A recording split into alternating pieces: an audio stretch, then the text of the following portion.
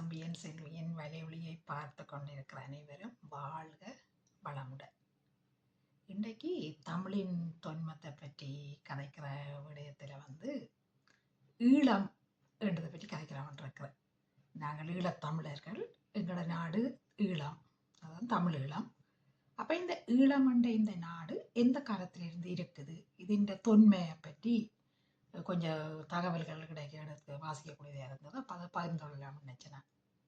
இந்த ஈழம் என்று சொல்கிற சொல்லு குமரி கண்டத்தில் இருந்து வருது. குமரி கண்டத்தில் இருந்த ஒரு நாட்டின் பேர் ஏழ்தெங்க நாடுன்னு சொல்லி, அப்போ இந்த ஏழ்தெங்க நாட்டின் ஒரு பகுதி, அது 7 பகுதியாக அந்த ஏழ்தெங்க நாட்டின் நிலப்பரப்பு பிரிக்கப்பட்டிருக்குது. அதிൻ്റെ அந்த வடக்கு பகுதி தான் இந்த ஈழமண்ட நாடு இருந்திருக்குது குமரிக்கண்டத்தில். அப்போ அந்த சொல்லுக்கு, அந்த ஈழமண்ட சொல்லுக்கான பேர் எழுதல், தோன்றுதல், அப்படி அந்த பொருளையும் அது தருகுது. மற்ற இன்னொரு பொருளை அது தருகுது. அது 7ல் 1, 7 நாடுகளில் ஒரு நாடாக இருக்கிறதால 7ல் 1ன்னு சொல்லி அந்த பொருளையும் அது தருகுது. மற்ற இன்னொரு பொருளை, அந்த ஈழமண்ட சொல்லுக்கான பொருள் அந்த நிலப்பரப்பு நீர்பிடிப்பான நிலப்பரப்பு என்ற அடிப்படையிலையும் அந்த நாட்டுக்கு ஈழமண்டு சொல்லி பேர் வந்திருக்குது. அப்போ அந்த நீர்பிடிப்பான நாடு என்றதால் தான் அங்கே தெங்கு பயிற்சியை, தென்னை பயிற்சியை நிறைய இருந்திருக்குது என்று சொன்ன தகவலையும் பார்க்கக்கூடியதாக இருந்திருக்குது. அதோட இன்னொரு பொருளும் இருக்குது. அந்த ஈழமண்டு சொல்றதுக்கு ஏற்கனவே சொன்னான், எழுதல், தோன்றுதல் என்ற அந்த இதில் இருக்குது. அதோட அந்த மக்களால் ஈர்க்கப்பட்ட ஒரு நாடு, அந்த பொருளும் இந்த ஈழமண்ட சொல்லுக்கு வருகிறது. அப்போ இது நாங்கள் பார்த்தோம் என்று சொன்னால், அந்த குமரி கண்டத்தில் அந்த வடக்கு பக்கத்தில் தமிழ்நாட்டோட சேர்ந்து ஒரு நிலப்பகுதியாகத்தான் இந்த ஈழமண்ட நிலப்பகுதி இருந்திருக்குது. ஆனால் அதுக்கு பிறகு குமரிக்கண்ட அழிவில், அந்த வெள்ள அழிவுக்கு வரைக்குள்ள இந்த இதோ தமிழகத்திலேருந்து, குமரிக்கண்டத்திலேருந்து, தமிழ்நாட்டிலேருந்து பிரிஞ்சு தனி ஒரு தீவாக இது இருந்திருக்குது. அப்போ அந்த தனித்தீவு, அப்போ நீருக்குள்ள இடையிலே தோன்றின ஒரு நிலம், ஒரு இலங்கு, அது இலங்குற இது, அது இலங்குது என்ற அந்த சொல்லின் அடிப்படையில் தான் அந்த இலங்கை என்ற சொல்லு வந்திருக்குது. அப்போ உண்மையில இலங்கை என்ற சொல்லுன்ற அந்த பழைய பேர் ஈழம். அது குமரிக்கண்டத்திலே இருந்து அந்த நிலப்பரப்பு அழிவுக்கு பிறகு தமிழ்நாட்டிலேருந்து அது பிரிஞ்சு தனி ஒரு தீவாக இலங்கைக்குள்ள தோன்றைக்கு, அது என்னன்னு சொல்றது, நியூலி எக்ஸிஸ்டட் என்று சொல்லிடலாம். அந்த புதுசா ஒரு நிலம் அந்த தண்ணீருக்கு தோன்றைக்க இலங்குதல் என்ற அடிப்படையில் தான் அந்த இலங்கை என்ற பேர் அந்த தீவுக்கு வந்திருக்கு. அப்ப உண்மையில அந்த இலங்கையின் பழைய பேர் ஈழம். அப்ப நாங்கள் உண்மையில பெருமைப்படணும் என்று சொன்னால், இப்ப ஈழத்தமிழர் என்று நாங்கள் சொல்லுவோம். அது ஈழத்தமிழர் என்று சொல்றது இப்ப 20,000 ஆண்டுக்கு முற்பட்ட வரலாற்றை கொண்டு ஒரு இனம் நாங்கள்.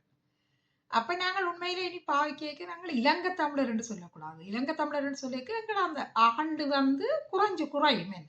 ஆனா நாங்கள் ஈழத்தமிழர் என்று சொல்லிக்கல எங்களுக்கு 20,000க்கு மேற்பட்ட அந்த தொன்மையின் வரலாற்று இது தொடர்பிலே அந்த இனத்திலே இருந்து நாங்கள் என்ற ஒரு சிறப்பம்சம் எங்களுக்கு இருக்குது. அப்ப உண்மையில ஈழம் என்று சொல்றது இலங்கைன்ற பழைய பெயர் இல்ல, பிரிபடாமல் குமரிக்கண்டத்திலே இருக்கைக்குள்ள தனித்தீவா மாறுறதுக்கு முதல் இருந்த பேரைத்தான் நாங்கள் சொல்றோம். அதனால நாங்கள் உண்மையில ஒவ்வொரு தடவை இனிமேல் இலங்கை தமிழர் என்று சொல்லக்கூடாது, ஈழத்தமிழர் என்று சொல்லிக்கல எங்களோட தொன்மையை நாங்கள் காட்டக்கூடியதாக இருக்கும். அதோட இன்னொரு சுவாரஸ்யமான தகவல் பார்க்கக்கூடியதாக இருந்ததுன்னு சொன்னா, இப்ப அந்த குமரிக்கண்ட வெள்ள அழிவுக்கு பிறகு அந்த ஈழத்திலே இருந்த மக்கள் புலம்பெயர்ந்து மெசபத்தோமியா பக்கத்துக்கு போயிடும். மெசபத்தோமியான்னு சொல்றோம், இப்பத்திய ஈராக் அந்த பக்கம். அப்ப அந்த பக்கத்துல போய் அது தைகிரிஸ் ஆற்றுக்கு கிட்ட அதிண்ட வடக்கு பக்க, வடகிழக்கு, கிழக்கு அண்டிய பக்கங்கள்ல குடியேறினார். குடியேறி அங்க இருக்கிற அந்த இடத்துக்கும் அவையோர் ஈழமண்ட, அந்த தங்கட எந்த இடத்திலிருந்து புலம்பெயர்ந்து வெள்ளத்தால வந்தினமோ அதே பேரை அங்க வைக்கணும், ஈழ நாடுன்னு சொல்லி.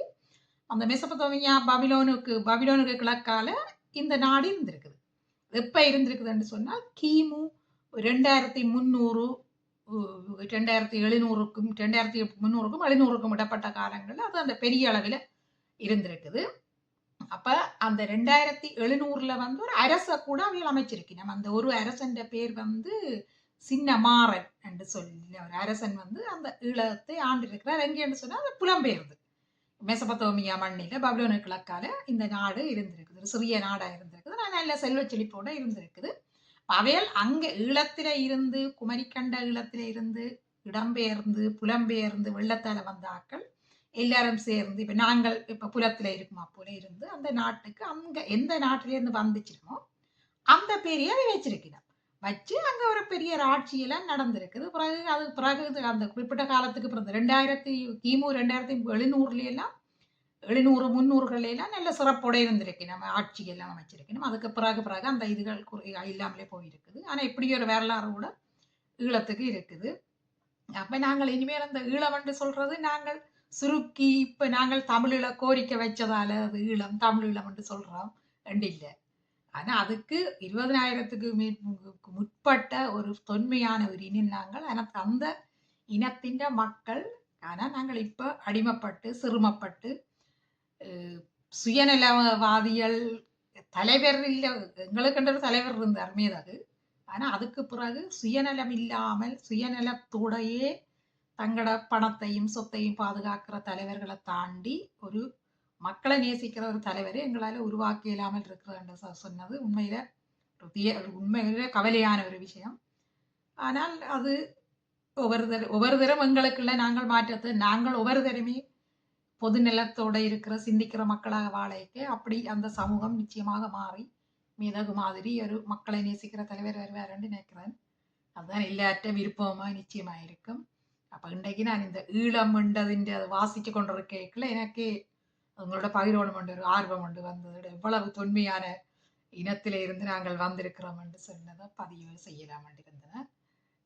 மீண்டும் இன்னொரு காணொளியில சந்திப்போம். நன்றி, வணக்கம்.